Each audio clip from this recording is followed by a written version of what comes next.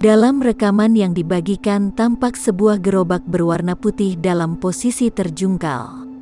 Payung gerobak penjual susu jahe merah itu juga tampak patah bagian penyangganya. Selain itu, terlihat pecahan mangkuk berserakan di lokasi kejadian.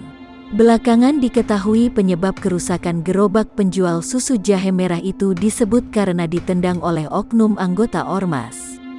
Ketua Pimpinan Anak Cabang Organisasi Masyarakat PAC Ormas Pemuda Pancasila PP Kecamatan Larangan Suryadi membantah oknum yang viral adalah anggotanya.